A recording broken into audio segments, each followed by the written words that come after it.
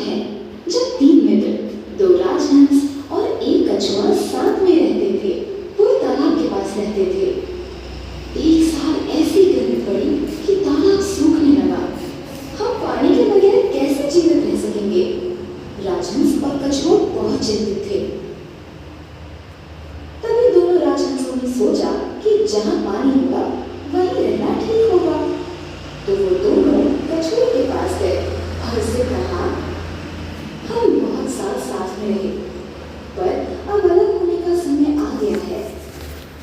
कछुआ बहुत दुखी वो बोला, तुम मुझे ऐसे कैसे छोड़कर जा सकते हो?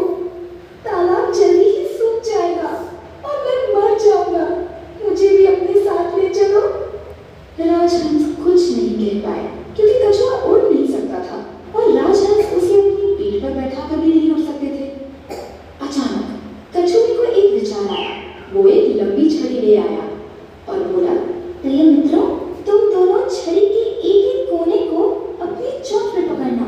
मैं छड़ी के बीच का हिस्सा मुंह में पकड़ लूंगा और हम जहां बहुत सारा पानी होगा उधर उड़ जाएंगे। दोनों राजहंस को बहुत आनंद हुआ कि वो अपने साथ अपने दोस्त को ले जा सकते थे। पर दोनों ने उसे समझाया कि जब हम उड़ेंगे तो तुम्हें अपना मुंह बंद ही रखना पड़ेगा, वरना तुम जाओगे। कछुआ तैयार हो गया। दोनों राजहंसों ने छड़ी के दोनों कोने पकड़े और कछुए ने छड़ी का मध्य भाग मुंह में पकड़ लिया। वो तीनों पर्वत और खेतों के ऊपर से उड़ने लगे। जब वो गांव के ऊपर से उड़ रहे थे तब गांव वाले जमा होकर आकाश में कुछ उड़ रहा है इस बात से आश्चर्यचकित हो गए। कछुए को ऐसी उड़ते देखकर सब गांव वाले जमा हो गए और हंस के तालियां बजाने लगे। कछुए को कुछ दिख नहीं रहा था। उसे वो आवाज किसकी है वो जानने की उत्सुकता बढ़ गई। तो राजहंसों को पूछने के लिए जैसे ही कछुए ने मुंह खोला वो छड़ी से गिर गया।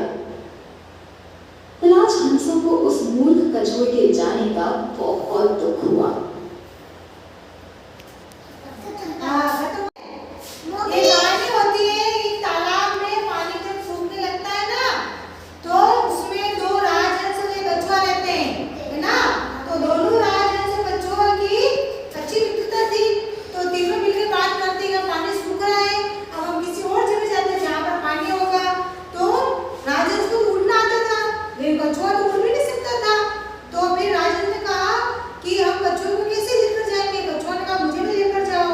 राजन